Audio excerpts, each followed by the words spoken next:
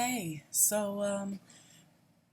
I recently did a video that was talking about no systems, and I was explaining that we've been taken away from what we originally have sourced from, and that this society, environments that everybody is living in, and that's not just the United States, this is all countries, all places on which on this earth. And if there's any places on this earth that is not doing this, I'm going to find them, and I'm going to break this block. But so I was trying to do some research on what is the earliest people, like what was before Egyptian, because they try to make it seem like Egypt was like the beginning of civilization, that everything before that was stones and they had no people there. So doing some research, I came across two names that I'm studying, and I wanted to do I talk about this real quick before I lose my thoughts. So I came across something that somebody was explaining, because it's very, by the way, it's very hard to research what is the beginning of time when it's going to give you a bunch of BS.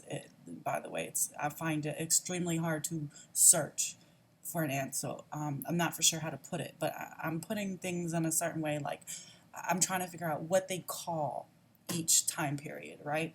Because if I want to understand where I can find the information that will be before Egyptians, I have to understand what they call it. So I came across something at first, which was talking about Nubia. They were saying that they was a civilization before Egypt, and Punt was Egypt's grandfather. So long story short, what I did was research on Nubia, and that's over there in Sudan area, and their history is very broken. They basically make them seem like they were very uncivilized people. But people are starting to say on the internet, a lot of people have questions like, why is this history being ignored? Because obviously these histories that were being taught, they got their information from somewhere, you see? And people starting to be like, okay, they're not the only ones. They didn't just wake up and say, oh, and you know, the stories with aliens coming down and giving the knowledge, people are starting to get sick of that too. They're like, that doesn't really help us. That's, you know, they're not coming down now. So she was explaining that that Paleolithic, okay, Paleolithic was the earliest points of civilization.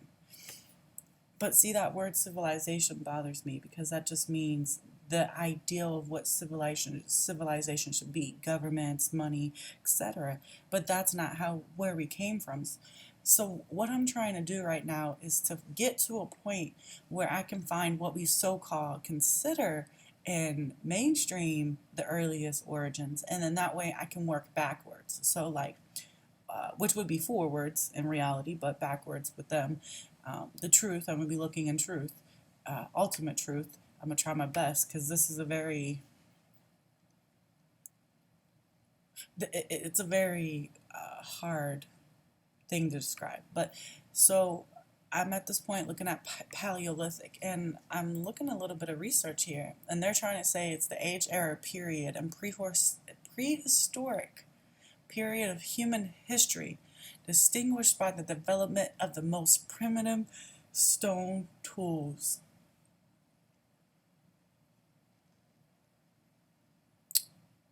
And they associate this with BP. You know what BP presents? Now that's BC. This is older than BC, okay? This is BP. This is before present. Think about that for a second. I even got that far. Before present. Before present takeover? That's what that lets me know. So I need to be looking at this. Now, this lady I've been listening to, she stopped at basically, so she conflicts, and I don't trust her 100% because I went back into their videos and I see why she can be biased. But she made a statement that basically Atlantis is the oldest time period. But at the same time, she said that Atlantis, she says our Atlantis is because it catches people's attention. She says throughout all her videos that she makes videos about stuff because of views and getting the information out there. I see what she's saying, but I also see what she's saying. But anyways, I was getting off guard. So what I was trying to get at is that she was saying that Atlantis, well, one of my questions to her is, and she hasn't replied, of course, but why did you stop at Atlantis? Obviously, the illusion and the deceit had already been there. Was that the beginning of it? It couldn't have. It wouldn't have escalated to a war. That seemed like it annihilated that, because if we were so close to our source at that period of time, then there's no way possible that they could be so far away from the truth that they would not understand and see. What I'm starting to understand is that this has all been gradual, and none of this has gotten to the point it has unless, over a large amount of consistent, repetitive grooming for you to think a certain way, and then you don't even have to do anything at that point in time because they're going to rear their children to believe that, so on and so forth, and you do the rest. Well, at one point they had to kill off a large majority, or mind wipe is what I'm at this point. There had to be some sort of mind wipe, or some type of very traumatic event that damaged the mind. And that makes me start to wonder about that whole period of time where they were saying at one point the human was then made into two, and that one side of the mind was for pain and suffering, and the other part of the mind was of beauty and creativity and of source. Ultimately, I'm going to leave it at that. And I start to think, and I'm like, is that basically telling us that they mind wiped and implanted a history? That's what they're saying. But at the same time, it makes me think, okay, well, there had to be something that, so at this point, this is how I'm thinking.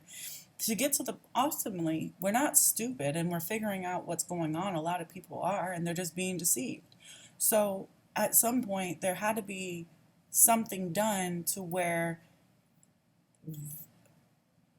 the thought process was interrupted. And I think that comes with these technologies of frequencies and stuff. And I think over whatever period of time, our spirits learn to overcome their technology and gain back to whatever source of creation that we're from.